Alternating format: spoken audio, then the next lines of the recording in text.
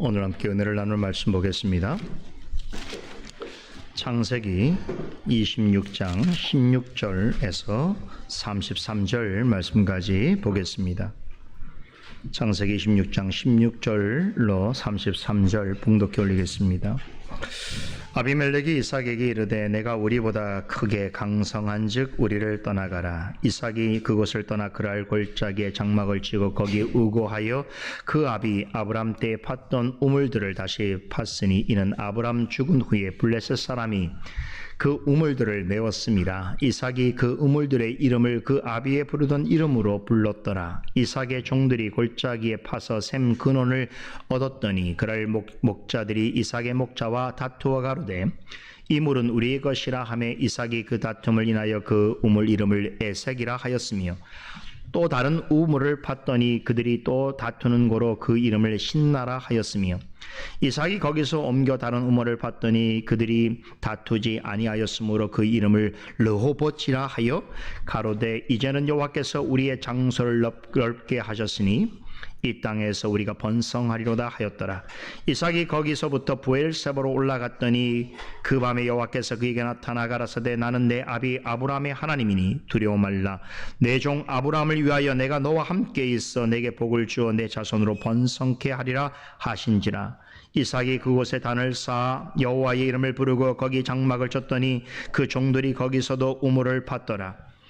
아비멜렉이 그 친구 아후삭과 군대장관 비골로 더불어 그랄에서부터 이삭에게로 온지라. 이삭이 그들에게 이르되 너희가 나를 미워하여 나로 너희를 떠나가게 하였거늘 어찌하여 내게 왔느냐. 그들이 가로되 여호와께서 너와 함께 하심을 우리가 분명히 보았으므로 우리의 사이 곧 우리와 너의 사이에 맹세를 세워 너와 계약을 맺으리라 말하였노라. 너는 우리를 해하지 말라. 이는 우리가 너를 범하지 아니하고 선한 일만 내게 행하여 너로 평안히 가게 하였음이니라. 이제 너는 여호와께 복을 받은 자니라. 이삭이 그들을 위하여 잔치를 베풀매 그들이 먹고 마시고 아침에 일찍 일어나 서로 맹세한 후에 이삭이 그들을 보내매 그들이 평안히 갔더라. 그날에 이삭의 종들이 자기들의 판 우물에 대하여 이삭에게 와서 고하여 가로되 우리가 물을 얻었나이다 하매 그가 그 이름을 세바라 한지라. 그러므로 그 성읍 이름도 오늘까지 부엘세바더라. 아멘.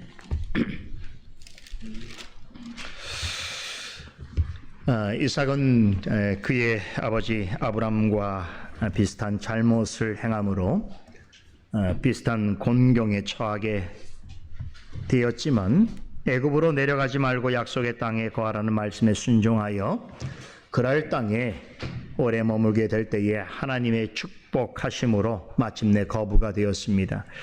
지난주에 살펴본 창세기 26장 12절에서 14절 말씀은 이 상황을 이렇게 설명해 주고 있습니다. 다시 한번 보겠습니다. 이삭이 그 땅에서 농사하여 그의 100배나 얻었고 여호와께서 복을 주심으로 그 사람이 창대하고 왕성하여 마침내 거부가 되어 양과 소가 때를 이루고 노복이 심히 많았다라고 합니다. 이 내용은 두 가지 관점에서 해석해 볼 수 있습니다. 현상적으로는 이삭이 물질과 번영의 축복을 받았다. 그러므로 그 지역에서 큰 부자가 되었다라고 이해할 수 있습니다. 하지만 이것이 다가 아니라고 했죠. 여기에 사용된 표현들은 모두가 언약의 축복과 관련되어 있다는 점을 우리 놓쳐서는 안 됩니다. 추수를 100배나 얻었다는 말이나 거부가 되었다는 말이나 창대하고 왕성하다라고 하는 표현은 일찍이 하나님께서 아브라함에게 약속하셨던 언약의 축복의 여러 가지 측면을 나타내 주고 있습니다. 예를 들어 100배라고 하는 말은 완전성을 상징하는 말로서 완전하신 하나님께서 아브라함에게 주시고자 하신 언약의 복을 그의 아들 이삭에게도 완벽하게 드러내셨다라고 하는 의미입니다. 창대하여 거부가 되다라는 말도 예전에 아브라함을 갈대아 우르에서 불러내실 때에 하나님께서 내가 너에게 복을 주어 내 이름과 내 민족을 창대하게 하리라 라고 하신 약속을 이삭에게도 동일하게 주실 뿐 아니라 그와 그의 후손을 통해서 반드시 이루실 것을 예고해 주신 말씀입니다. 제가 이 점을 여러분께 확인시켜 드리기 위해서 지난주 강설 시간에 우리말 성경에 창대하여 그리고 거부가 되다라고 하는 이렇게 번역된 말은 실제 원문 성경에서는 동일한 단어죠. 크다, 창대하라고 하는 뜻을 가진 동일한 히브리어 단어로 기록되어 있다는 것과 함께 이어서 나오는 왕성하다는 말도 사전적인 의미로 볼 때는 창대하다라고 하는 그런 비슷한 뜻으로 생각할 수 있습니다만 히브리어적인 표현을 그대로 직역하면 함께 걷는다라고 하는 뜻이라고 설명드렸습니다. 그러므로 12절에 그 사람이 왕성하여라고 하는 말은 그 앞에 본문 3절에서 하나님께서 이삭에게 내가 너와 함께 있어라고 말씀하신 그 약속을 재확인시켜주는 것이다 라고 설명드렸습니다. 그러므로 이 말씀은 하나님께서 언약 백성과 언제나 함께 하신다라고 하는 임마누엘의 축복을 의미하는 것입니다. 그러므로 하나님께서 아브람과 이삭에게 언약을 통해서 약속해 주신 가장 크고 확실한 복이란 무엇이라고 했습니까? 임마누엘이신 하나님께서 항상 함께 하신다, 함께 동행하신다라는 것이라고 해석해 드렸습니다. 이것이 우리가 지난주에 살펴봤던 26장 12절에서 14절 말씀을 통해서 우리에게 전달하고자 하는 가장 중요한 요지입니다. 그 다음에 이어지는 내용은 우물 사건에 대해서입니다. 오늘 살펴볼 본문 전체는 이삭이 직접 겪은 여러 개의 우물 사건을 아주 길게 기술하고 있습니다. 본문에 나오는 우물도 앞서 말씀드린 본문의 표현들처럼 중의적인 의미를 지니고 있습니다. 우물하면 우리는 마시는 물을 생각하는 것이 자연스러운 일이겠습니다만 본문에서 말하고 있는 우물은 단지 그런 의미로만 사용된 것이 아닙니다. 종종 성경에서 우물을 언급할 때에 영적이고 상징적인 의미를 강조하는 경우들이 있는데 이럴 경우에는 우물은 대체로 생명과 진리를 가리키거나 그 자체로 영원한 생명과 구원을 나타내는 예수 그리스도를 나타냅니다. 오늘 본문에 나오고 있는 우물은 구약 성경에서도 이 점을 가장 선명하게 말해주고 있는 예라고 할 수 있습니다. 우린 그 사실을 19절을 통해서 확인해 볼 수 있는데 19절에 보면 이삭의 명을 받은 종들이 골짜기를 파서 샘 근원을 얻었다라고 하지요. 자, 이 표현에 따르면 본문에서 말하고 있는 이삭의 우물은 평소 우리가 알고 있는 그런 우물과 다르다는 것을 알 수 있습니다. 여러분, 우물이라는 게 뭡니까? 물을 깃기 위해서 땅을 파서 물을 고이게 하는 장소 혹은 그런 류의 시설을 말하는 것이겠죠. 그러나 오늘 본문에서 말하고 있는 우물은 물이 고여 있는 장소가 아닙니다. 샘물이 끊임없이 솟아나고 있는 어떤 곳을 말해주고 있습니다. 신약 성경에 이런 우물을 묘사하는 말씀이 있습니다. 그 유명한 요한복음 4장에 보게 되면 예수님께서 사마리아 수가성을 지나다가 우물가에서 만난 사마리아 어느 여인하고의 대화 내용이 나오죠. 그녀에게 물을 좀 달라라고 하실 때 여인이 뭐라고 그랬습니까? 선생님은 내가 보니 유대인인데 유대 사람인데 어찌하여 사마리아인 여자인 나에게 물을 달라고 하십니까? 라고 반문하지요. 예수님께서 이 여인에게 물을 달라 한 이가 누구인 줄을 내가 알았더라면 내가 물을 달라고 했을 것이다. 오히려 네가 나에게 생수를 구했을 것이다 라고 말씀하셨습니다. 그러자 여인은 대체 어디서 그런 생수를 얻을 수 있습니까? 라고 되묻습니다. 그때 예수님께서 하신 유명한 말씀이 있죠. 우리 모두가 잘 알고 있는 말씀입니다. 내가 주는 물을 마시는 자는 영원히 목마르지 아니하리니 내가 주는 물은 그 속에서 영생하도록 솟아나는 샘물이 되리라. 예수님께서는 이 말씀에서 자신을 가리켜서 영생하도록 솟아나는 샘물이라고 표현하셨습니다. 왜 이런 비유를 하셨을까요? 예수님은 우리에게 영원한 생명과 구원을 주시는 유일한 분이시기 때문입니다. 그러게 요한복음 14장 6절에서 예수님께서는 이렇게 말씀하셨죠.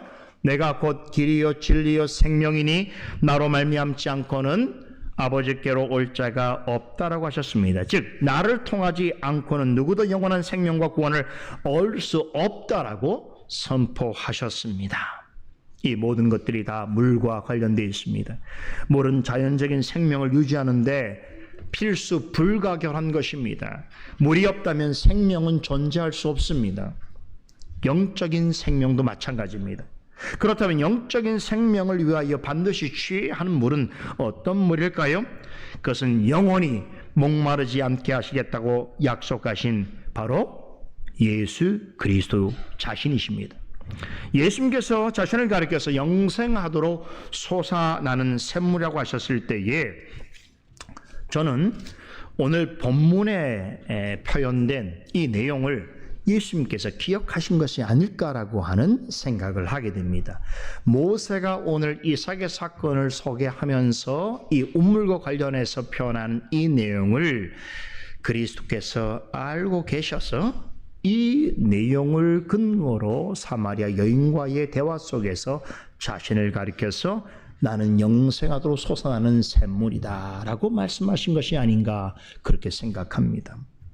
여기 보면 단지 운물을 팠다고 하지 아니하고 샘 근원을 얻었다라는 표현이 나옵니다. 이것은 영생하도록 솟아나는 샘물이신 예수 그리스도를 연상하게 하는 굉장히 중요한 표현입니다. 그냥 운물은 문이 고여 있는 것이에요. 그런데 모세가 말하고 있는 여기서의 운물은 끊임없이 샘이 솟고 있는 근원이라고 말하고 있습니다.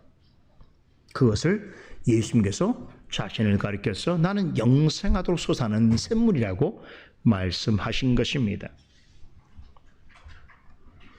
또한 이 표현은 그리스도의 영이신 성령과 성령께서 가르치신 말씀을 통해서 주어지는 영적 진리와 생명을 상징하기도 합니다.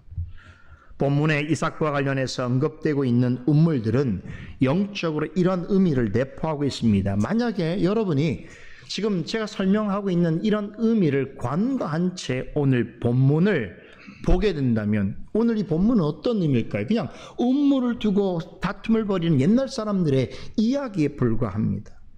과연 그것이 모세가 오늘 본문 내용을 통해서 우리에게 전하려고 하는 핵심일까요? 만약에 성경을 그런 식으로 이해하자면 우리가 앞서서 살펴봤던 말씀, 이삭이 그 땅에서 농사에서 그 해에 100배나 얻었고 여호와께서 복을 주심으로 그 사람이 창대하고 왕성하여 마침내 거부가 되어 양과 소가 때를 이루고 종이 심이 많았다라고 하는 이 말씀에 담겨있는 하나님의 언약과 관련되어 있는 영적인 해석은 모두 무용지물이 되어버리는 거예요. 성경을 해석할 때는 균형성이 있어야 됩니다. 이 본문을 같은 장에 있는 본문을 이해할 때에 같은 정도의 해석의 원칙을 가져야 되지 어떤 본문은 영적으로 해석하고 어떤 본문은 문자적으로 해석하고 이렇게 하면 안 돼요. 그것은 성경을 기록하게 하신 성령의 의도를 잘 모르는 것이. 그래서 제가 앞서서 12장 14절, 12절, 14절 나와 있는 이 말씀 속에 이것은 단지 문자적 의미가 아니라 그 속에는 아브라함과 약속하신 언약의 축복이 실제로 이삭이 그랄 땅에 순종하여 머물 때에 그에게 임했다라고 하는 말씀을 제가 해석해 드렸고 그 이후에 등장하고 있는 이 우물 사건도 단지 눈에 보이는 사람들 간의 운물로 인한 갈등과 다툼의 사건으로만 봐서는 안 되는 것입니다. 여기에도 앞서 설명드렸던 것 같은 영적인 의미가 있습니다. 자, 지금 우리는 이삭에 관한 이야기를 살펴보고 있습니다. 제가 이 창세기 26장 처음 시작할 때의 창세기 20장은 오직 이삭만을 위해서 기록한 이삭 전용 장이라고 말씀을 드리기도 했는데 우리가 이삭과 관련해 생각해 볼 때에 꼭 기억해야 될 두 가지 사실이 있습니다. 이것만큼은 꼭 기억해야 됩니다. 첫째는 이삭은 누구보다도 예수 그리스도를 잘 예표하는 모형으로서의 사람이었다는 것입니다. 제가 이 부분과 관련해서 예전에 이삭의 탄생 기사에 관해서 전해드릴 때에 그의 탄생이 그리스도의 탄생과 얼마나 깊고 절묘하게 연관되어져 있는지에 대해서 이미 자세히 설명드렸습니다. 그 유사성에 대해서 최소한 7가지의 내용을 들어서 설명드렸던 기억이 있습니다. 중요한 것 한 2가지만 우리가 기억을 소환해 보자면, 자, 구약 성경에는 예수 그리스도의 오심에 관한 예언들이, 약속들이 많이 기록되어 있습니다. 그와 같이 하나님께서는 이삭이 태어나기 전부터 그의 탄생에 관한 소식을 수차례 약속해 주셨습니다. 그런 점에서 이삭과 예수님은 모두 약속의 자녀라고 말할 수 있습니다. 또한 초자연적인 출생도 같은 의미가 있습니다. 이삭은 어머니 사라의 태가 죽어 있는 중에 태어났습니다. 아이를 낳는 일에 있어서 아브라함은 그의 몸은 죽은 것과 다를 바가 없었습니다.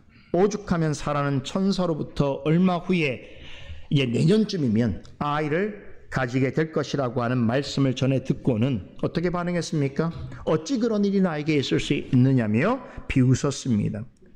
그런 이삭이 아브라함이 100세 때 그리고 사라는 90세에 기적적으로 태어났습니다. 자연적으로는 불가능한 일이었던 것이지요. 예수님도 일반적이지 않은 방식으로 태어나셨습니다. 남자의 개입이 없이 결혼하지 않은, 남자를 알지 못한 동정녀 마리아의 몸을 통해서 성령의 능력으로 잉태되어 탄생하셨습니다. 사람에 의하여 잉태된 것이 아니라 성령의 능력으로 잉태되셨습니다. 생물학적으로는 불가능한 임신이었던 것입니다. 이처럼 이삭과 예수님의 탄생은 오직 하나님의 권능에 의한 초월적이고 초자연적인 출생이었습니다. 그 외에도 이삭이 모리아산에서 희생제물로 드려진 사건은 그의 삶이 예수 그리스도를 예표하고 있다는 사실을 아주 또렷하게 보여주는 중요한 예라고 할 수 있습니다. 이렇게 이삭의 삶 전체를 우리가 아주 깊이 들여다보게 되면 여러 점에서 예수 그리스도를 예표하고 있구나라고 하는 것을 확인해 볼 수 있습니다. 이와 더불어서 이삭의 삶을 생각할 때 한 가지 더 기억할 것이 있습니다. 둘째로 그는 우물의 사람이었다는 것입니다. 창세기 22장에 이삭이 그 모리아산의 제단으로 바쳐진 사건 이후에 그 이삭에 관한 이야기가 등장할 때마다 항상 같이 언급되어지는 것이 있습니다. 그것은 바로 우물입니다. 여러분, 모리아산 제단 사건이 있은 이후에 아브람과 이삭이 거주한 것이 어딘지 아십니까? 부엘세바라는 곳입니다. 부엘세바는 맹세의 우물이라는 뜻입니다. 이곳은 이전에 이스마엘과 하갈이 아브라함의 장막에서 쫓겨나서 광야에서 방황할 때에 하나님께서 천사를 보내셔서 하갈과 만나 주신 곳이기도 합니다. 하나님께서는 지쳐있는 하갈을 부엘사바의 어느 우물 곁에서 만나 주셨습니다. 그 후에 아브라함은 이곳으로 와서 거주하면서 우물을 팠습니다. 그런데 블레셋의 그랄 왕 아비멜렉의 종들이 그 우물들을 빼앗는 사건이 발생하지요. 그로부터 얼마간의 시간이 흐른 후에 아브람과 아비멜렉 왕이 부엘사바에서 만나게 됩니다. 그때 아브라함은 지난날에 아비멜렉의 종들이 행한 일들을 책망하면서 그로부터 사과를 받아냅니다. 그리고는 두 사람은 아브라함이 봤던 우물 곁에서 서로 화해하면서 평화 조약을 맺습니다. 그 후로 그들은 이곳을 부엘세바, 즉 맹세가 이루어졌던 우물이다라고 하는 의미에서 그렇게 불렀습니다. 그 때문에 두 사람이 맺은 언약을 가리켜서 부엘세바 언약 혹은 맹세의 언약이라고 부르기도 합니다. 아브라함은 아비멜렉 왕이 떠나간 후에 그곳에 남아서 그 우물 곁에 에셀 나무를 심고는 여호와의 이름을 부르며 하나님을 찬송했습니다. 창세기 21장 마지막 부분에 있는 내용이죠. 여러분이 기억하시는지 모르겠습니다만 이때 아브라함이 브엘세바 우물 곁에 심었던 그 에셀나무, 그 에셀나무가 무엇을 상징한다고 했습니까? 에셀나무는 생명과 번영을 상징합니다. 결국 이 에셀나무와 브엘세바 우물은 누구를 가리키는 것인가? 영원한 생명과 구원을 주시며 또한 영생하도록 솟아나는 샘물이자 생명의 근원이 되시는 예수 그리스도를 가리킵니다. 이 일이 있은 후에 아브라함은 이삭을 데리고 브엘세바를 떠나서 브엘라 헤로이라는 곳으로 이주합니다.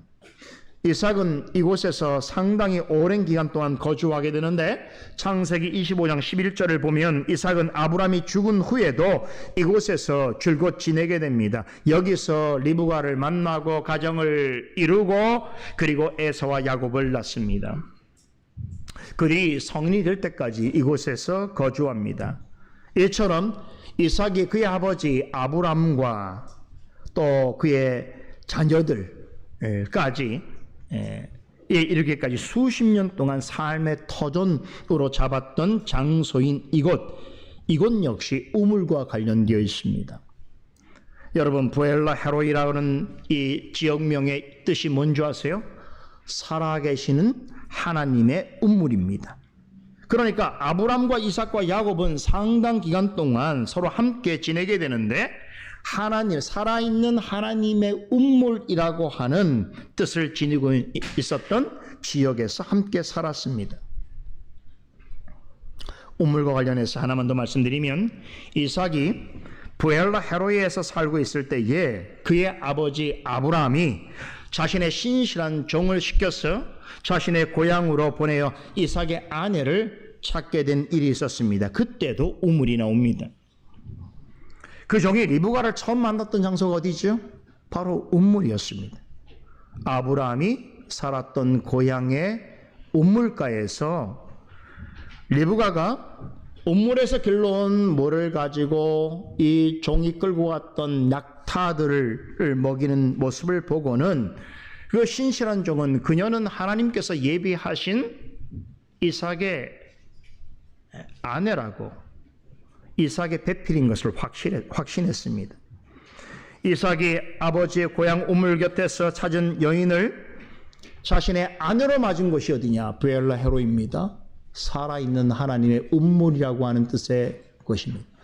자기의 아내도 아버지의 고향 우물가에서 만났고 그 아내를 데려온 곳도 살아있는 하나님의 우물이라고 하는 바로 그 지역입니다. 여러분, 제가 왜 이삭을 우물의 사람이라고 말씀드리는지 이해가 되십니까? 이건 과장이 아닙니다. 팩트입니다. 지금 살펴보고 있는 창세기 26장은 왜 이삭을 가리켜서 우물의 사람이라고 하는지를 더 분명하게 말해주고 있습니다. 오늘 본문에는 여러 가지 사건들이 소개되어 있습니다. 그런데 이 모든 사건의 중심에 우물이 있습니다. 모두가 우물 때문에 벌어지는 일들입니다. 본문은 이삭이 하나님의 축복을 받아서 부유해지자 블레셋 사람들이 그를 심히 시기함으로 그의 우물을 흙으로 메우고 막고 하는 등의 난폭하고 불의한 일을 저지른 이야기로 시작되고 있습니다. 블레셋 사람들이 처음부터 이삭에 대해서 이렇게 거칠게 행동한 것은 아니었지요. 처음엔 어땠습니까? 이삭과 아주 잘 지냈습니다. 그런데 이삭의 가정이 자신들의 땅에서 창대하고 왕성해지자 그때부터 그들의 태도가 180도 달라졌습니다. 그때부터는 이삭이 더 이상 자신의 이웃이 아니라 미움과 시기의 대상이 되었습니다. 블레셋 사람들이 이전에 이삭이 그 땅에서 자신들을 속이려 할 때, 즉 자기의 아내를 누이라고 속였을 때는 이삭을 그렇게 대하지 않았습니다. 그때는 오히려 비난하기는커녕 품어주고 이해하려고 했습니다. 그러다가 시간이 지났어. 이삭이 그 땅에 머물면서 하나님으로부터 복을 받은 이후부터는 그들의 태도가 돌변했습니다. 그 사이에 이삭은 그랄 땅에서 이전과 다르게 많이 성숙해졌습니다. 지난날에 큰 시험에 넘어졌다가 다시 회복하게 된 이삭은 이후로 하나님의 언약 백성으로서의 면모를 여실히 드러내게 됩니다. 그런데 블레셋 사람들은 이런 이삭의 변화된 모습에 적잖이 당황합니다. 시간이 흐르면서 점차 그를 미워하게 되었습니다. 다시 말해서 하나님이 아브라함에게 약속하신 언약의 축복을 이삭이 현저하게 받아 누리게 되는 모습을 보이게 되자 그들은 마치 약속이나 한 듯이 이삭을 시기하고 질투하게 되었던 것입니다. 여기서 등장하는 블레셋 사람들은 하나님에게 아무런 관심이 없는 세상 사람들을 가리킵니다. 오늘날로 말하자면 불신자들이라고 할 수 있겠지요. 불신자도 믿는 자를 좋아하고 환영할 때가 있습니다. 언제일까요? 자신들하고 비슷하다고 여길 때, 자신들하고 별로 차이가 없다고 생각할 때는 뭐 어떤 종교를 믿는 거 별로 중요하지 않아요. 네가 하나님 믿든 뭐 다른 신을 믿든 다 내 편일 수도 있고 이해할 수도 있고 품어줄 수도 있습니다.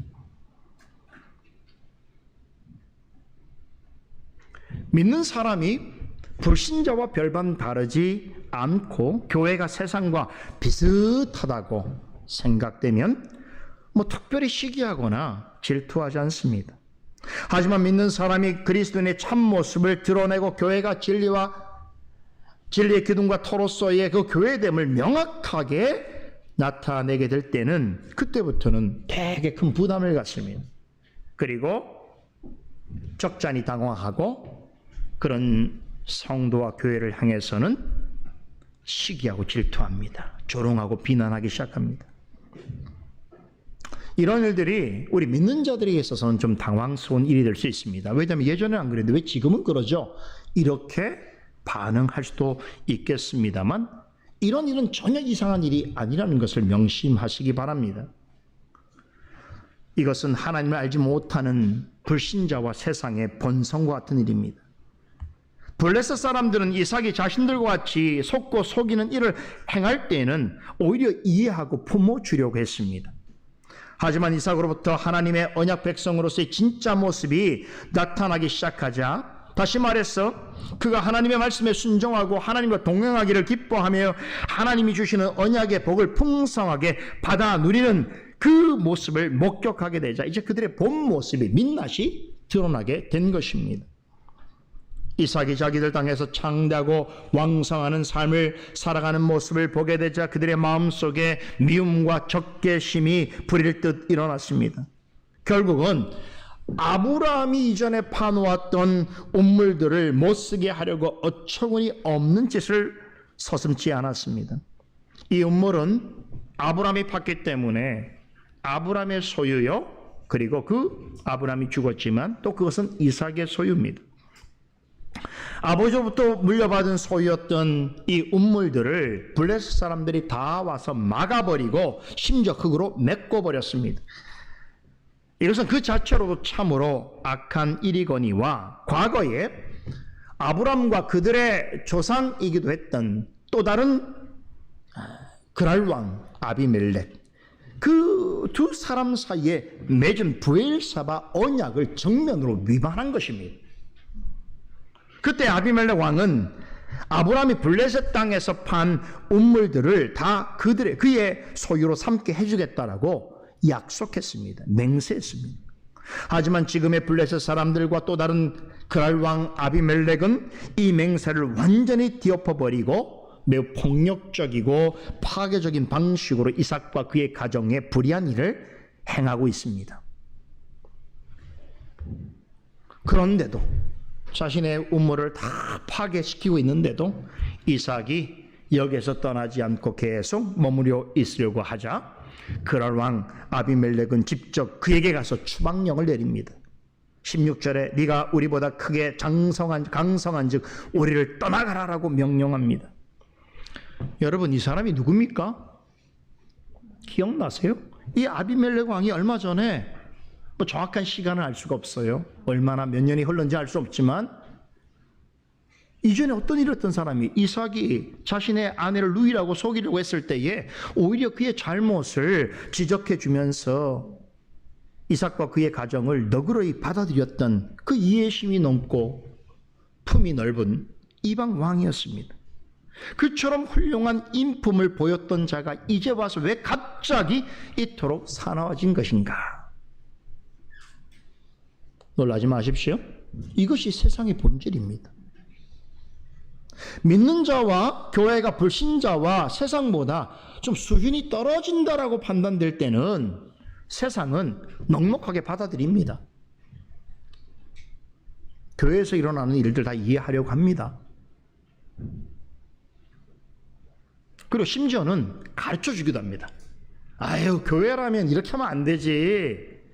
아, 그리스도인이라고 목사라면 이렇게 해야지. 아, 그 성경에 그렇게 써 있더만. 이렇게 가르쳐 주기도 합니다. 웃으면서. 자신들보다 수준이 낮다고 생각할 때는 그렇게 하는 거예요. 지금 우리 한국 교회의 실상이 바로 이래요. 뭐 다 참견해요. 교회 뉴스만 나면 뭐 모든 사람이 교회에 참견해서 교회 그러면 안 되지, 목사 그러면 안 되지, 기독교는 이렇게 해야지. 다들 한마디 합니다.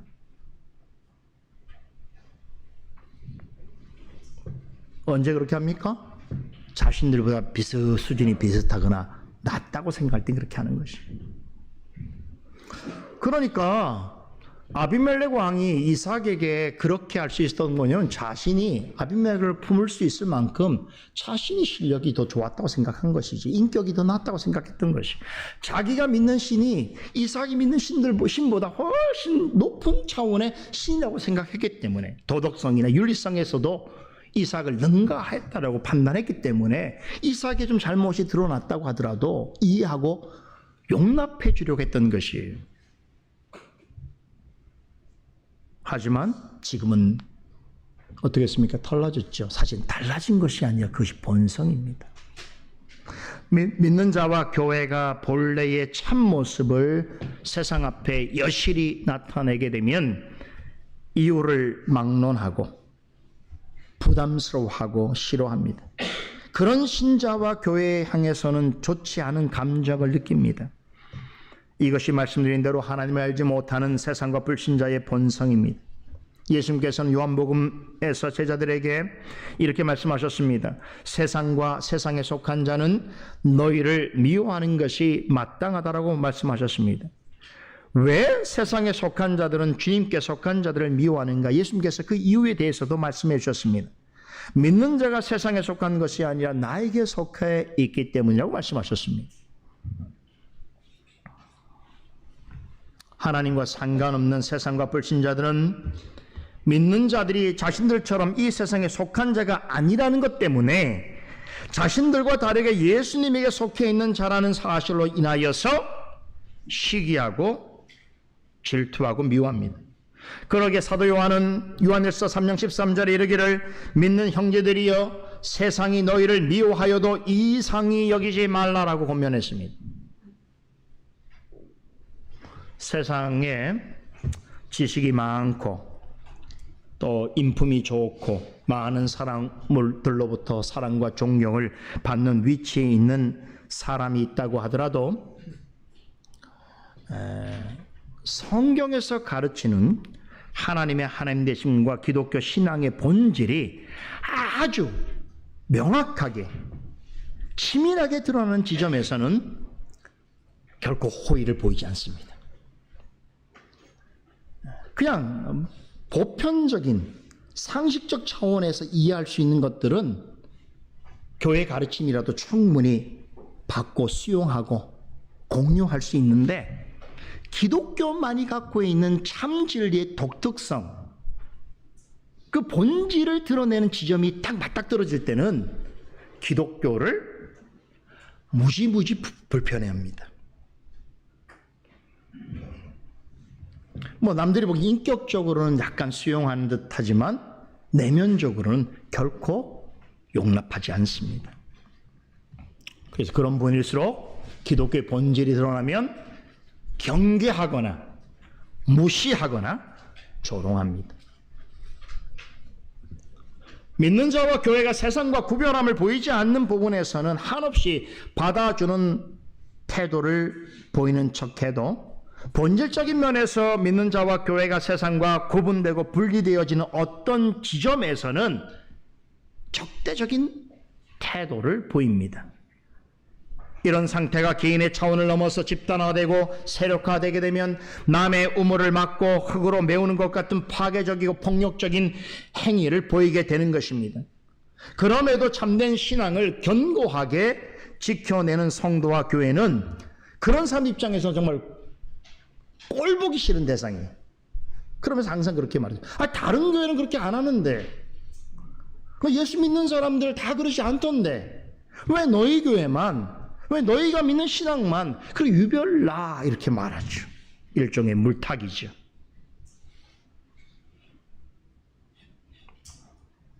다시 말해서 교회와 믿는 자에 대해서 절대적으로 판단할 수 있는 기준이 자신에게 있다라고 착각하고 있단 말이에요. 그래서 어느 수준까지는 용납하겠다는 거예요. 그런데 자신이 받아들일 수 없는, 용납할 수 없는 그 어떤 지점을 넘어서는 상황이 발생한다면 그것은 기독교의 참 본질을 드러내는 내용이겠죠. 그럴 때는 어떻게 합니까?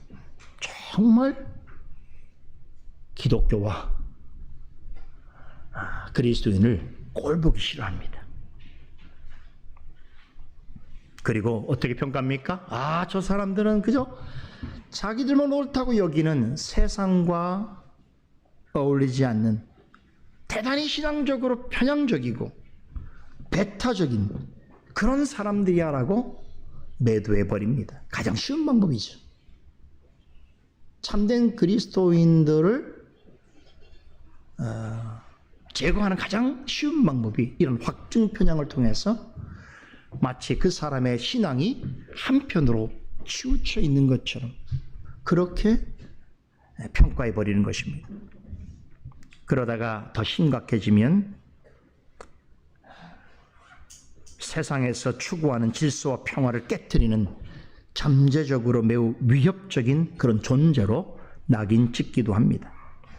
이럴 경우에는 블레셋 사람들과 아비멜렉 왕이 이삭에게 행한 불법과 폭력 같은 일을 행사하게 되는 것이죠. 충분한 명분이 있죠. 너 보니까 우리하고는 이제 어울리지 않아. 오히려 너희들이 지금 주장하는 것이 우리가 하고 있는 공통의 common sense, 사람들이 생각하는 보통의 상식하고는 너무 어울리지 않기 때문에 너희들은 이 영역에 들어오지 마.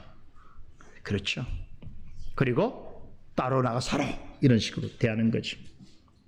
그래도 참지 못하면 블레셋 사람들이 이삭의 우물을 어떻게 강제로 막아버리고 흙으로 메꾸고 강제로 추방해버린 같은 그런 일들이 발생할 수 있다는 것이.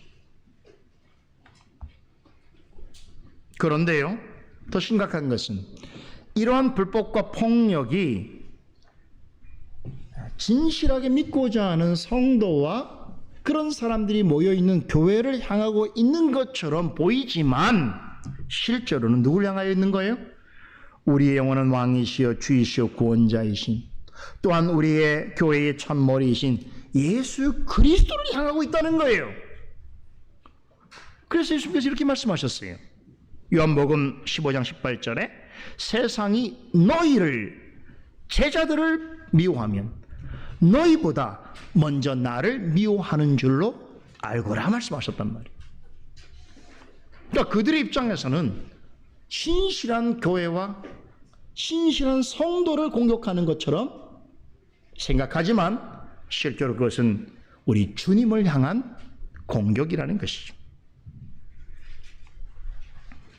하나님을 모르는 세상과 불신자들은 자신이 인식하든 못하든 간에 예수 그리스도뿐만 아니라 참된 신앙을 가진 자들에 대해서 적개심과 두려움을 동시에 가지고 있다는 것입니다. 나타나는 양상만 다를 뿐이에요. 여러분도 세상에서 세상 사람들이 용인하는 정도의 신앙생활을 하는 것처럼 보이면 다 친구가 될 수 있어요. 다 친구, 누구든지. 그런데 바로 그 경계선에서 조금 한 발짝 더 나아가서 우리가 믿는 참된 신앙의 본질로 가게 되면 그때부터 균열이 발생하고 갈등이 양산되어지고 저들 편에서는 믿는 우리를 향하여 미워하고 시기하게 돼 있단 말이에요. 그렇기 때문에 그리스도를 떠나 있는 세상과 불신자와 또 그리스도 안에 있는 성도와 교회 사이에는 늘 갈등과 다툼이 있을 수밖에 없는 것입니다. 결국 블레셋 사람들과 아비멜렉 왕으로부터 떠나라는 최후 통첩을 받은 이삭은 그랄 땅을 떠나서 골짜기로 장막을 옮기게 됩니다. 그런데 놀랍게도 이삭은 아버지 때부터 되도록 사용하던 음모를 못 쓰게 하고 강제 추방하는 사람들에 대해서 어떻게 대합니까? 분노의 감정으로 대응하지 않습니다. 바로 이 대목이 참 이삭에게 우리가 갖는 가장 큰 도전이고 위로인 거예요. 저는 이러한 모습이 이삭이 예수 그리스도의 모형으로서의 사람이라고 하는 그 부분을 잘 일관성 있게 드러내고 있다고 확신합니다. 왜 그렇습니까? 예수님께서도 무도한 자들로부터 침뱉음을 받고 채찍에 맞고 고난을 당하였지만 그들처럼 대응하지 않으셨거든요. 그런 것처럼 이삭 또한 자신을 향한 온갖 조롱과 불의와 폭력에 대하여서 어떻게 대합니까? 그리스도를 닮은 성품으로, 온유함으로, 인내심으로 참아냅니다. 그리고는 옮겨간 곳에서 다시 성실하게 음모를 팠습니다. 여기서 우리는 한 가지 주목할 점이 있습니다. 이삭은 새롭게 옮겨간 곳에서 음모를 파는데 그 음모는 새로운 음모이 아니었다는 사실입니다. 그것은 이전에 아버지 아브라함이 파서 사용했던 음모입니다. 그것을 다시 팠습니다. 그런데 이 음모는 아브라함이 죽자 블레셋 사람들이 흙으로 메워 놓았던 것입니다. 그런데 이삭은 이 음모의 위치를 정확하게 알고 있었습니다. 그래서 그곳까지 찾아가서 아버지가 옛날에 파놓았지만 지금은 메꿔져 있는 그 음모를 다시 파내었습니다. 놀랍게도 그곳에서 이전보다 더 좋은 많은 물이 터져 나왔습니다. 아브라함이 죽은 후에 그곳은 블레셋 사람들에 의해서 흙으로 메워져 있었지만 그 밑에 있는 샘물의 근원까지 훼손되지는 않았던 것입니다. 윗부분은 다 손상되어 있지만 그 밑에 그 샘물의 근원되는 부분은 여전히 남아 있어서 원형 그대로 보존된 상태로 있었다는 것이에요. 마틴 로이 존스 목사님 아시죠? 마틴 로이 존스 목사님이 부흥이라는 책에서 이 대목과 관련해서 아주 흥미로운 해석을 시도합니다. 이삭의 아버지 아브라함이 팠던 음모를 찾아서 다시 파는 일, 이 일을 상기시키면서 이것을 하나님이 원하시는 부흥의 역사와 연관해서 설명합니다. 한번 들어보세요. 흥미롭습니다. 마틴 로이 존스 목사님의 책에서 인용했습니다. 이렇게 말합니다. 부흥은 스스로 새로운 음모를 개발하는 것이 아닙니다. 성경 안에 나와 있는데 아브라함이 즉 우리의 믿음의 선조들이 파서 맛보았던 그 샘물들, 그 원리로 돌아가서 그 음모를 다시 파는 것입니다. 그러나 우리가 음모를 다시 파려고 할 때 사탄이 흙과 나무와 가지들로 부흥의 음모를 이미 메꾸어 놓았으므로 그것들을 뽑아내고 제거하는 일을 먼저 해야 합니다. 어떻습니까? 저는 매우 훌륭한 해석과 적용이라고 생각합니다. 블레셋 사람들은 아브라함이 죽자 그가 팠던 음모를 흙으로 메웠습니다. 시간이 지나면서 그 음모는 더욱더 훼손되었습니다. 비로 인해서 또 내려온 나무들과 가지들, 그 부유물들로 인해서 우물들 위에 그런 것들이 가득 쌓여 있었고 또 사람들이 가져다 놓은 쓰레기가 더미를 이루고 또 악취를 만들어냈습니다. 이삭은 이 모든 것들을 다 손수 제거한 후에 아브라함이 팠던 그 우물, 그 자리에서 땅속 깊이 파들어갔습니다. 그러자 맑고 풍성한 물을 만날 수 있었습니다. 말씀드린 대로 그것은 여전히 깊은 샘물의 근원이 살아있었기 때문입니다. 여러분, 참된 부흥을 원합니까? 참된 부흥은 새로운 우물을 찾는 것이 아닙니다. 옛적에 아브라함이 팠던 그 우물로 가서 그것을 깊이 파내는 것이 참된 부흥입니다. 그러면 아브라함 때 맛보았던 그 샘물을 우리도 맛볼 수 있는 것입니다. 하지만 오늘날 교회의 부흥을 말하는 사람들은 이와 정반대의 태도를 보입니다. 부흥을 말할 때에 항상 뭘 얘기하면 좀 더 새로운 것, 좀 더 현대적인 것, 좀 더 신기한 것, 좀 더 사람들에게 어울릴 만한 것, 사람들이 좀 더 좋아하는 것, 이런 형태로 바꾸는 것을 교회의 갱신과 교회 개혁이라고 말하는 이들이 많아요. 예를 들어서 옛적에는 예배를 때 강단을 통해서 말씀을 증거하는 일이 중요한 일이었다면 오늘날처럼 짧은 영상과 쇼츠에 정의되어 있는 성도들에게 있어서는 예배를 할지라도 오랜 시간 앉아서 말씀을 듣기보다는 감각적으로 눈으로 보고 영상을 보고 느끼고 현장을 공감하고 하는 그런 분위기가 훨씬 나으니 이 강단을 치우고 무대를 여기서 만들어서 사람들로 하여금 이렇게 말씀을 선포하는 방식이 아니라 공연과 예술을 통해서 사람들이 볼만한 일들을 개발해서 그들의 공감을 얻는 것을 설교라고 생각하는 사람들이 점점 많아지고 있단 말이에요.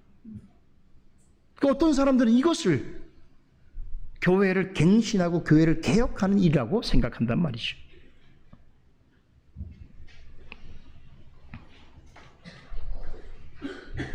그러나 로이 존스 목사님이 이야기하는 것처럼 교회의 부흥을 말하면서 전혀 새로운 음모를 개발하려거나 옛것과 맛이 완전히 다른 음모를 찾으려 해서는 안 됩니다. 오히려 참된 부흥을 원하면 우리의 믿음의 선조들과 우리의 경건한 신앙의 선배들이 파고 거주했던 옛 음물로 돌아가야 합니다. 지금 그 위에 흙과 쓰레기로 덮여 있다면 그것을 깨끗이 치우고 옛 우물이 있었던 그곳을 깊이 파 들어가야 합니다. 그러면 생명수 같은 샘물을 만날 수 있습니다. 영적으로 올 때 이삭이 블레셋 사람들이 메웠던 우물을 다시 판 행위는 구약시대로부터 신약시대에 이르기까지 무수히 많은 대적자들에 의해서 만들어졌던 악하고 불경건한 주장들과 그 사상들, 그것들을 모두 제거하고 우리 영원한 생명과 구원 되시는 예수 그리스도를 만나는 일을 의미한다고 할 수 있습니다. 실제로 예수님은 자신을 가리켜 영원히 목마르지 않게 하는 생수의 근원이라고 하시면서 누구든지 목마르거든 내게로 와서 마시라고 하셨습니다. 이러하신 예수님에게로 나와서 영원히 목마르지 않는 생명수를 마시는 사람은 참으로 복이 있는 자입니다. 임마누엘 예수님은 그런 자와 영원토록 함께 하십니다.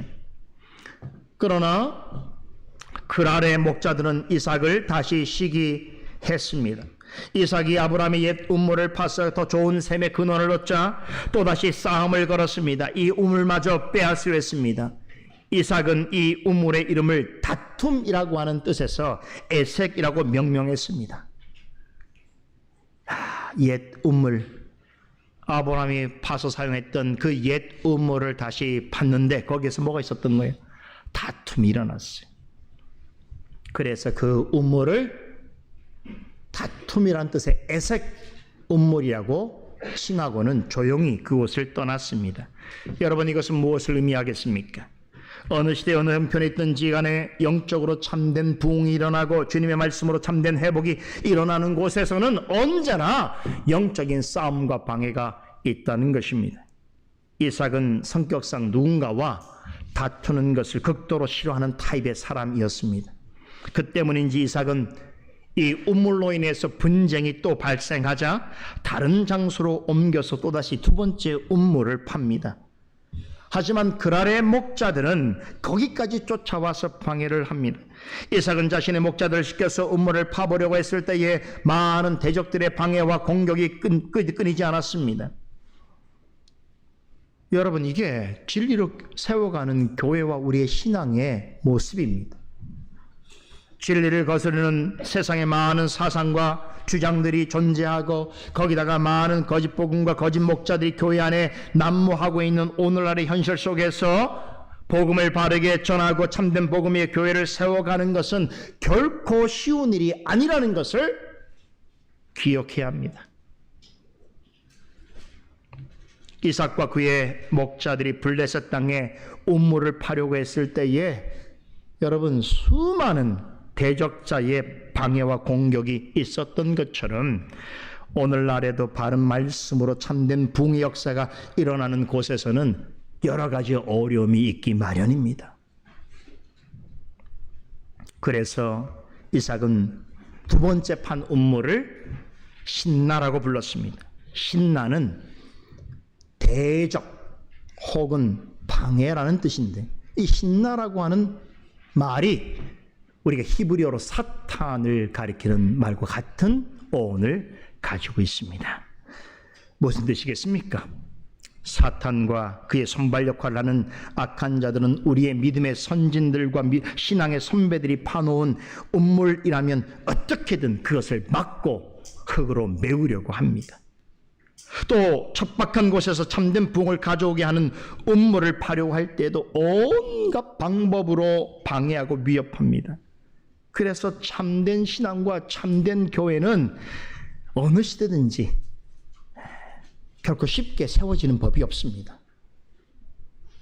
참된 신앙과 참된 교회는 사탄과 악한 자들의 수많은 방해와 공격과 위협 속에서 그 모든 것을 이기고 세워지는 것입니다. 아브라함이 큰 어려움을 듣고 파놓은 음물을 이삭과 그의 가족들이 박해를 받기 전까지는 어떻게 했습니까? 오랫동안 아주 자연스럽게 풍요롭게 누렸습니다. 그런 역사도 있을 수 있습니다. 우리도 오늘날 이삭처럼 핍박을 당하기 전에 이삭처럼 아버지가 힘들여 수고했던 그 덕분에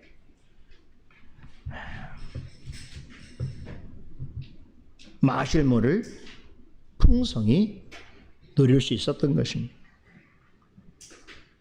우리 역시 우리 앞에 수고하고 헌신한 믿음의 사람들 때문에 우리도 박해를 받기 이전에 이삭처럼 어떤 큰 다툼이나 방해 없이 지금의 자리까지 올 수 있을 수도 있습니다. 그것은 참 은혜지요. 감사함이지요. 그걸 생각할 수 있어야 합니다. 하지만 이 기간이 얼마나 길지는 아무도 알 수 없습니다. 아브라함에 이어서 이삭도 음물로 인해서 다투어야 했고 음모를 파는 일에 방해를 받았습니다. 이런 일이 우리가 살아있는 동안 또 우리의 자녀들에게 일어나지 않는다고는 보장할 수 없습니다. 신앙생활을 대충 하고 그저 세상을 닮아가려는 데 힘쓰는 그런 교회라고 한다면 이런 다툼과 방해가 없거나 적을 수 있습니다. 하지만 기독교 신앙의 본질을 드러내고 말씀에 따라 참된 교회를 세워가는 것이라면 언제든지 사탄과 악한 자들의 방해와 도전이 있을 수 있습니다. 그때 어떻게 해야 하는가? 어떻게 하는 게 중요하죠. 그럴 때는 어떻게 해야 되는가? 우리는 오늘 본문을 통해서 이삭의 태도를 통해서 교훈을 얻습니다. 그럼에도 하나님께서 우리와 함께 하고 계시다라고 하는 진리를 의심하지 말고 하나님이 원하시는 선을 행함으로 악을 이겨내야 하는 것입니다. 갈라디아서 6장 9절에 이렇게 말씀하십니다. 우리가 선을 행하되 낙심하지 말지니 피곤하지 아니하면 때가 이름에 거두리라 라고 하셨습니다. 세상과 불신자들은 자신들과 별반 다르지 않는다고 생각하면 교회와 신자라고 할지라도 품어주고 이해하려고 하는 듯한 태도를 보입니다만 하나님의 언약 백성의 자태를 오롯이 드러내는 성도와 교회에 대해서는 본성상 미워하고 시기합니다. 그러기에 하나님의 말씀에 순종하고 하나님 나라와 의를 위하여 애쓰는 하나님의 자녀는 많은 제시와 핍박과 고난을 당할 수 있습니다. 비록 그것이 부당하고 억울한 일이라고 할지라도 중요한 것은 우리에 대하여 그런 일을 하는 자들처럼 똑같이 하면 안 된다는 것입니다. 우리가 어떤 형편에 있든지 간에 하나님께서 함께 하시는 무로 반드시 승리할 것을 믿고 낙심하거나 괴로워하거나 두려워하지 말고 끝까지 주님을 의지하면서 믿음으로 선한 일을 행하기에 애를 써야 하는 것입니다. 그럴 때에 하나님이 책임져 주십니다. 때가 되면 더는 다툴 필요가 없고 마음을 졸일 이유가 없는 곳으로 인도해 주십니다. 이삭이 만난 세 번째, 네 번째 우물이 바로 그런 곳이었습니다. 두 번째 봤던 신나 우물에서 큰 고난을 겪은 이삭과 일행은 그곳을 피해서 가나안 땅 안쪽으로 좀 더 가까이 옮겨갑니다. 그곳에서 세 번째 우물을 파는데 르호봇이라고 하는 우물을 얻게 됩니다. 여러분, 르호봇이 뭔지 아세요? 하나님께서 넓히다 이런 뜻이에요. 여러분, 대적자들의 방해와 다툼 때문에 이곳으로 피신 오게 됐는데 이삭은 생각지도 못한 큰 선물을 받게 됩니다. 이곳은 자신이 지나왔던 그 어느 곳보다 넓고 확 트여 있었을 뿐만 아니라 무척 평화로웠습니다. 이곳은 앞서 지나온 에색과 신나와 같으면서도 달랐습니다. 같다고 하는 것은 이곳에 오자마자 뭘 했습니까? 우물을 팠습니다. 그런데 이곳에서는 어떤 방해나 다툼이 없었습니다. 어떤 사람도 두렵게 하지 않았습니다. 더군다나 이곳은 거할 곳이 많았습니다. 그제서야 이삭은 자신과 자신의 일행을 부엘라 헤로이의 우물에서부터 다툼을 의미하는 에색 우물과 적대를 뜻하는 신나 우물을 거쳐서 르호봇 우물까지 인도해 주신 이가 여호와 하나님이시라는 것을 깨닫게 됩니다. 그래서 하나님이 넓히시다는 뜻의 르호봇 우물가에 서서 넓고 평화롭게 펼쳐져 있는 르호봇의 평원을 바라면서 본문 22절에 이렇게 고백합니다. 이제는 여호와께서 우리의 장소를 넓게 하셨으니 이 땅에서 우리가 번성하리로다. 하나님께 찬송합니다. 여러분, 기억하셔야 합니다. 어떤 이의 신앙의 자리는 지금 다툼과 방해가 지속되고 있는 에색과 신나 우물과 겹칠 수도 있습니다. 또 어떤 이는 넓고 평화로운 르호봇의 형편에 있을 수 있습니다. 사람마다 달라요. 지금 자신이 거하고 있는 삶의 형편이 끊임없는 다툼과 방해가 있었던 에색과 신나의 우물가일 수도 있고, 또 그 과정을 거쳐서 지금은 하나님께서 평안과 안식을 주시는 탁 트여있는 르호봇 우물가일 수도 있습니다. 그러나 중요한 것은 어떤 우물의 상태에 있든지 간에 언약 백성에게는 반드시 하나님께서 함께 하신다는 것입니다. 에색과 신나와 같은 환경에서 인내하고 버틸 수 있게 하는 것도 하나님의 은혜이고, 르호봇같이 좋은 환경에서 지낼 수 있게 하시는 것도 하나님의 은혜입니다. 에색과 신나 같은 곳에서 신앙을 지키고 싸움에서 이기게 하시는 것도 이도 하나님이심이에요. 르호봇 같은 곳에서 안식과 평안을 맛보게 하시는 이도 하나님이신 것을 믿으시기 바랍니다. 그런데 하나님이 이삭을 하실 목적지는 따로 있었습니다. 그와 그의 가족이 정말로 거해야 할 곳으로 인도하시는데 그곳이 바로 브엘세바입니다. 여러분, 브엘세바가 어떤 곳이라고 했습니까? 설교 초대에 말씀드렸지요. 예전에 하나님께서 아브라함의 장막에서 쫓겨났던 하갈과 이스마엘을까지 보호하시고 하갈을 만나서 그에게도 언약의 약속을 하신 바로 그곳입니다. 그리고 블레셋 왕 아비멜렉과 더불어서 이 블레셋 땅에 거주할 때에 자신이 파는 모든 우물은 아브라함의 소유가 되게 해주겠다라고 하는 평화의 협정을 맺었던 바로 그것이 브엘세바입니다. 그것을 기억하고 있었기 때문에 아브라함은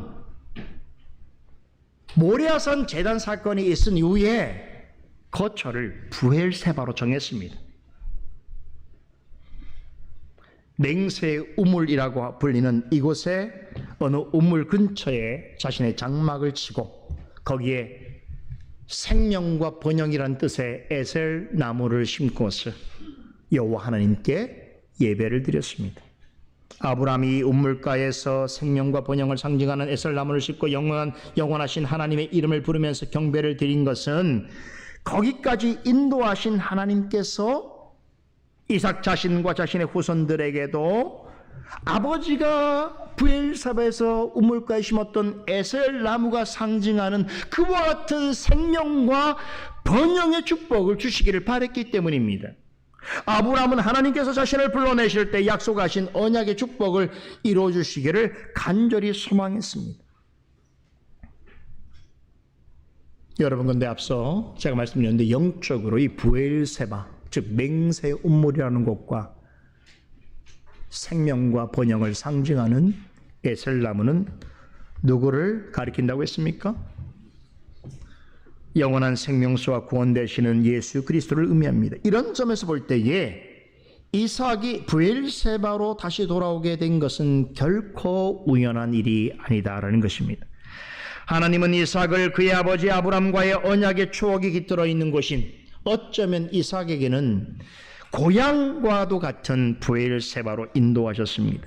결국 이삭이 먼 길을 돌아 아버지 아브라함의 하나님 앞에서 맹세하고 그리고 그 아버지가 그 근처 우물가에서 에셀나무를 심었던 바로 그 곳으로 돌아오게 하셨습니다.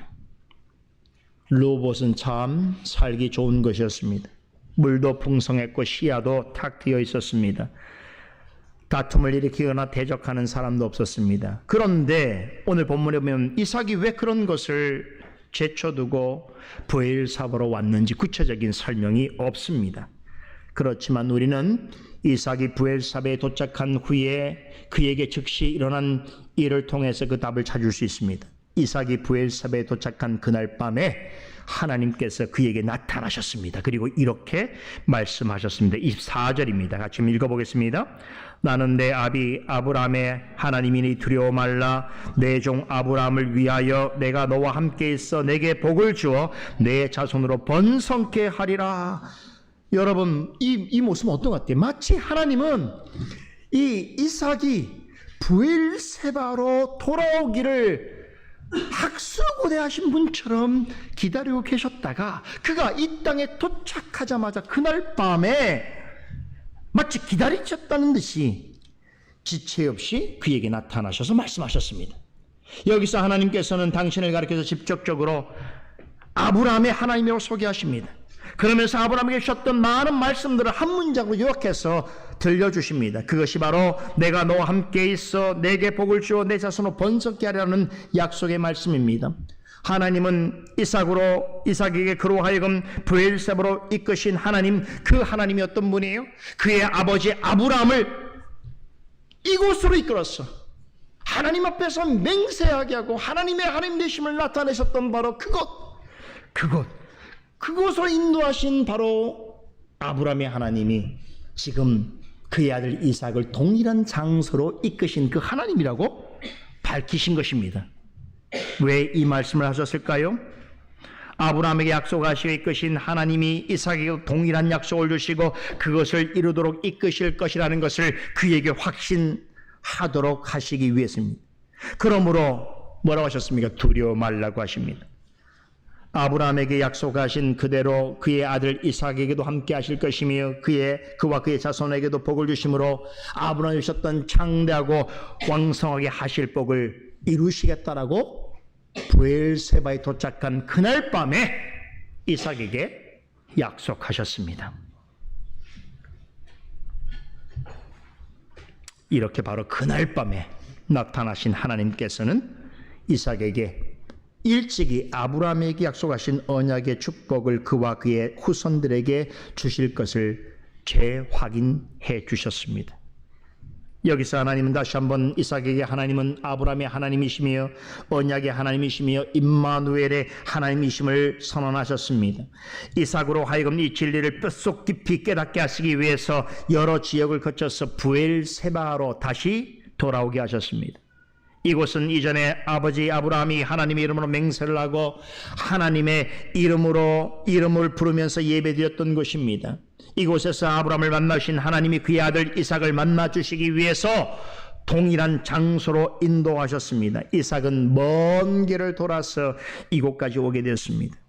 이곳에 도착한 그날 밤에 이삭은 하나님의 들려오신 말씀을 듣고서 이곳까지 인도하신 이는 나의 아버지 아브라함에게 약속하시고 그를 인도하신 하나님의 사실을 더 분명하게 깨닫게 되었을 뿐만 아니라 자신의 모든 삶 가운데서도 하나님께서 아버지 아브라함과 함께 하셨던 것처럼 나와도 함께 하고 계시는구나라는 것을 깊이 깨닫게 되었습니다. 여러분, 이러한 사실을 알고 깨닫는 사람이 해야 할 가장 중요한 일이 무엇이겠습니까? 가장 먼저 무슨 일을 해야 되겠습니까? 이삭은 아버지가 한 것처럼 아버지가 부엘세바에서 한 그대로 행했습니다. 뭘 했습니까? 바로 아버지가 그곳에서 제단을 쌓고 하나님께 제사를 예배를 드렸던 것처럼 이삭도 가장 먼저 말씀을 들은 이후에 그곳에 제단을 쌓고 여호와의 이름을 부르면서 하나님께 예배를 드렸습니다. 이삭이 판 우물이 새로운 우물이 아니듯이 그가 쌓았던 제단도 새로운 제단이 아니었습니다. 아버지 아브라함을 비롯해서 믿음의 조상들이 섬기고 의지한 바로 그 동일하신 하나님을 위하여서 하나님이 기뻐하시는 제단을 쌓았습니다. 이러한 이삭의 행위는 우리가 잘 아는 웨스트민스터 소인문답 1문을 생각나게 합니다. 사람의 제일 되는 최고의 목적이 무엇입니까? 함께 대답해 보겠습니다. 사람의 제일 되는 목적은 하나님을 영화롭게 하는 것과 그를 영원토록 즐거워하는 것입니다. 하나님을 영화롭게 한다는 것은 우리의 창조주여 구원자이신 삼위일체 하나님을 가장 선하시고 가장 완전하시고 가장 존귀하시고 가장 높으신 분으로 알아 하나님을 경외하고 경배하는 것입니다. 모든 만물은 하나님의 영광을 위하여 지어졌습니다. 하물며 만물 중에 유일하게 하나님의 형상을 닮은 사람은 어떠하겠습니까? 하나님께서 사람을 모든 피조물 가운데 오직 당신의 형상을 닮은 존재로 창조하신 이유가 있습니다. 누구보다도 하나님을 영화롭게 하는 존재가 되게 하기 위해서입니다. 하나님을 영화롭게 하는 삶을 살아갈 때에 사람으로서 가장 큰 기쁨을 맛보아 누리게 됩니다. 이처럼 이 세상에서 하나님을 영화롭게 하고 그를 즐거워하는 삶을 사는 자를 위해서 하나님께서는 새하늘과 새 땅을 예비해 주셨습니다. 그곳에서 영원토록 하나님을 찬양하며 우리 주 예수 그리스도와 함께 영광스러운 복락을 누릴 수 있게 해 주실 것입니다. 이삭은 하나님께서 인도하신 부엘세바에서 이 진리를 깊이 깨닫고 확신하게 됩니다. 그래서 하나님께 제단을 쌓고 예배를 드린 후에 그곳의 삶의 거처를 마련하고는 또다시 우물을 팠습니다. 이 우물은 과거에 아브라함이 팠던 바로 그 우물이었을 것입니다. 우리는 이 사실을 통해서 이삭이 왜 우물의 사람이라고 하는지를 새삼 각인하게 됩니다. 이삭의 삶에서 우물은 너무나 특별합니다. 그의 모든 삶은 우물이 중심으로 하는 삶이었습니다. 어디를 가든지 우물을 중심으로 옮겨 다녔습니다. 그러다가 마침내 정착하게 된 곳이 부엘세바의 우물 근처입니다. 여기서도 이삭은 아브라함을 불러내시고 이끄시고 약속하신 하나님의 임재를 경험하게 됩니다. 말씀을 통해서 창조주여 구원자이시여 믿음의 조상들과 아브라함의 하나님이신 그 하나님을 만나게 됩니다. 그리고 하나님의 임재가 있고 그분과의 거룩한 교통이 이루어진 바로 그곳을 삶의 거주지로 삼았어 하나님을 영화롭게 하고 그분을 즐거워하는 삶을 살아가게 되었습니다. 바로 그 일을 위하여 그 먼 길을 돌아 부엘세바로 인도해 주신 것입니다. 여러분, 이 사실을 깨닫게 되죠. 부엘세바에서 이삭은 어떻게 합니까? 더 음모를 깊고 넓게 팝니다. 그럴 때마다 샘이 솟아났습니다. 말씀드린 대로 이 음모는 우리가 아는 그런 음모이 아닙니다. 우리의 영혼을 목마르지 아니하기는 생명수요, 우리에게 항상 영원한 생명과 구원을 주신 우리 주 예수 그리스도를 상징합니다. 그러므로 영적인 관점에서 보자면 이삭이 아브라함이 오랫동안 거주했던 부엘세바 우물 근처로 돌아왔다는 것은 하나님께서 언약의 백성들을 간섭하시고 이끄시는 그 최종적 목적이 무엇인지를 우리에게 말해주고 있습니다. 그것은 바로 모든 우리 영혼의 진정한 샘의 생명수가 되시고 삶의 원천이 되시는, 생명의 근원이 되시는 예수 그리스도 안에 거하는 삶, 그런 삶이 되게 하시는 것이 목적인 것입니다. 예수 그리스도 안에 있으면 살아서나 죽어서나 두려울 것이 없습니다. 왜 그렇습니까? 그리스도 안에 있는 삶은 반드시 하나님께서 함께 하시고 보호하시며 마침내 모든 것을 협력하여 하나님의 구원을, 우리에게 주실 구원을, 나의 구원을 반드시 이루어 주시기 때문입니다. 이 고백이 지금 어디에 나옵니까? 하이델베르그 일문에 나오는 고백이에요. 우리의 유일한 위로가 무엇입니까? 우리 주 예수 그리스도이십니다. 사나 죽거나 예수 그리스도는 나의 주님이시고 지금 말씀드린 이 내용을 이루어 주실 분입니다라고 고백하는 것입니다. 여러분, 이 사실을 누가 보증해 줍니까?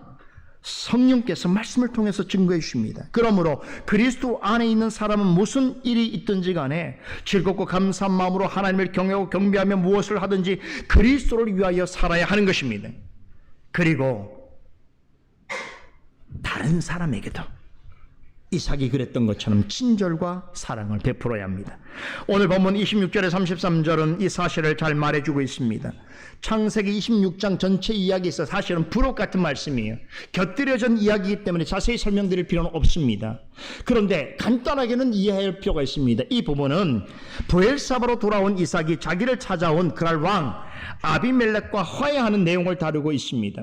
아비멜렉은 신하와 군대 장관을 데리고 직접 이삭을 찾아와서 그동안 이삭에게 일어났던 여러 가지 일들을 근거로 그가 하나님이 그와 함께 계신다는 것을 알게 되었노라고 고백하면서 이삭과 평화 조약을 맺습니다. 여러분, 아비멜렉은 말씀드린 대로 세상과 불신자를 대표하는 사람입니다. 이삭이 자신의 수준에 못 미칠 때는, 이삭이 잘못했을 때는 오히려 그의 편이었지만 하나님의 언약 백성으로서의 자태를 오롯이 드러낼 때는 이삭을 미워했습니다. 그로 인해서 이삭의 음모를 막고 메우게 하며 이삭에게 당장 그 땅을 떠나라고 명령했습니다. 그랬던 이방왕이 여러분 다시 부엘세바로 돌아온 이삭을 직접 찾아오게 된 것입니다. 무슨 일이 있었던 것일까요? 그러면서 매우 충격적인 고백을 합니다. 여호와께서 너와 함께 계심을 우리가 분명히 보았노라고 하면서 너는 여호와께 복을 받은 자이니 우리와 사이좋게 지내자라고 먼저 화해의 손길을 내밉니다. 이전에 이삭을 괴롭히고 방해했던 사람이 맞는가 하는 의심이 들 정도로 그의 태도는 완전히 바뀌어 있었습니다. 아비멜렉은 이삭의 음모를 빼앗고 자기 땅에서 내쫓아낸 그런 장본인이었지만 이후로 이삭의 여정길을 유심히 지켜보면서 특히나 그가 가는 곳마다 음모를 파고 그때마다 샘물의 근원을 발견하고 그러다가 또다시 쫓겨나면 아무런 불평 없이 다른 곳으로 이주하고 또 그곳에서 음모를 파면 더 좋은 물을 만나게 되는 그의 삶의 여정을 지켜보면서 결국 이런 결론을 내리게 되었던 것입니다. 야, 이삭이 믿는 하나님은 진짜 신이구나. 그리고 그 하나님이 이삭을 지켜주고 있구나라고 깨닫게 된 것입니다. 이상하게도 이삭과 그의 일행은 분명 박해를 받고 있고 도망을 다니는 입장인데 그럴수록 점점 더 창대해지고 왕성해지는 그런 삶을 지켜보면서 아비멜렉 왕은 이방인으로서 이삭의 신앙과 그가 믿는 하나님에 대해서 인정하게 될 수밖에 없게 되었던 것입니다. 그래서 이삭이 직접 찾아와서 이제 평화의 조약을 맺자고 요청하게 되는 선까지 이르게 되었습니다. 이 부분에서 오늘 마지막으로 여러분과 함께 주목하고 싶은 한 가지만 말씀드리겠습니다. 아비멜렉을 대하는 바로 이삭의 태도입니다. 이삭이 그들을 어떻게 대했는지 보세요. 그들을 위해서 잔치를 베풀어 줍니다. 자신을 찾아온 자들에게 먹고 마실 것을 풍성히 내어놓습니다. 그리고 기쁜 마음으로 그들과 지내다가 평안한 마음으로 다음날 그들을 돌려보냅니다. 이삭은 아비멜렉이 이전에 행했던 잘못에 대해서 비난하지 않습니다. 그보다도 자신이 하나님께 받은 좋은 것들을 그와 나누려고 합니다. 잠언 16장 7절에 사람의 행위가 여호와를 기쁘시게 하면 그 사람의 원수라도 그들과 더불어 화목하게 하시느니라 라고 말씀합니다. 여러분, 이 말씀대로 이전에, 과거에 나에게 잘못한 어떤 사람이라도 지금 그 사람이 하는 행위가 하나님의 뜻에 합당한 것이라면, 그가 하나님을 믿지 않는 자라 할지라도, 심지어 과거에 나를 방해하고 박해한 자라고 할지라도 용서하고 용납할 수 있어야 한다는 것입니다. 이삭은 원수였던 자를 위해서 진심으로 잔치를 베풀어 주었습니다. 이것은 그리스도 안에서 그분의 은혜를 경험한 사람만이 할 수 있는 일입니다. 그리스도 안에 있으면 이렇게 원수 같은 자도 사랑할 수 있습니다. 원수 같은 이에게도 하나님께 받은 좋은 것을 아낌없이 나눠주고 싶은 생각을 가지고 실천할 수 있습니다. 실제로 하나님을 믿지 않는 사람이 이런 모습을 보게 되면 대부분 아비멜렉 왕처럼 행동하게 됩니다. 우리는 이 사실에 대해서 우리 예수님의 말씀을 우린 기억해야 됩니다. 산상수훈에서 예수님께서 이렇게 말씀하셨지요. 너희 빛이 사람 앞에 비치게 하여 그들로 믿지 않는 너희 착한 행실을 보고 하늘에 계신 너희 아버지께 영광을 돌리게 하라고 명하셨습니다. 하나님께서는 불신자라도, 여러분, 불신자가 믿는 자의 착한 행실을 보고서 선한 생각을 하고 선한 말을 하게 되는 일을 통해서도 영광 받으신다고 말씀하십니다. 그러므로 성도는 누구에게라도 하나님이 기뻐하시는 일을 행하기 위해서 애를 써야 합니다. 이것이 이삭의 태도가 오늘 우리에게 주는 아주 강한 도전입니다. 그렇게 할 때 여러분 어떤 일이 벌어진지 아세요? 그리스도 안에서 훨씬 더 풍요롭고 풍성한 삶을 살아갈 수 있습니다. 오늘 본문은 이삭이 아비멜렉 왕과 그의 일행을 위해서 잔치를 베풀고 그들을 먹고 마시게 한 이후에 평안하게 다음날 아침에 그들을 보내게 되자 어떤 일이 벌어졌습니까? 갑자기 이삭의 종들이 이삭에 들이닥쳐서 기쁜 소식을 전하는 것으로 마치고 있습니다. 종들은 자신들이 판 또 다른 우물에서 새 물이 나왔다고 외칩니다. 무엇을 말해주는 것입니까? 그리스도 안에서 선한 일을 하면 할수록 그리스도 안에서 기쁘고 감사한 일이 더 많아진다는 것입니다. 여러분, 음물도 마찬가지예요. 음물은요 그냥 놔두면 썩어요. 그러나 음물을 계속 기르면 계속 샘물이 나는 것입니다. 그런 것처럼 때로 우리가 그리스도를 살면서 세상에 부당한 일을 당하고 또 억울한 일을 당하고 그럴지라도 우리가 그들에 대하여 불의하거나 악한 방식으로 대응하지 아니하고 그리스도의 착한 성품으로 대할 때에 우리의 삶은 마치 샘물이 끊임없이 솟아나는 것처럼 복되고 감사하고 아름다운 일들이 넘쳐날 것입니다. 기억하십시다. 기도합니다.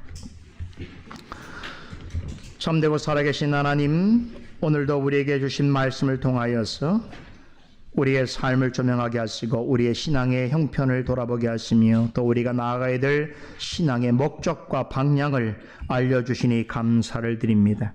오늘도 말씀을 의지하여 우리의 주어진 삶을 살아가기를 원하옵나이다. 그럴 때 언제나 우리와 함께 하시는 하나님께서 우리가 행하는 착한 일을 통하여 영광받을 뿐만 아니라 더욱더 진리 안에서 그리스도 안에서 부유하고 풍성한 삶을 살아가게 해 주실 줄로 믿사오니 그러한 우리의 삶이 되도록 인도하여 주시옵소서.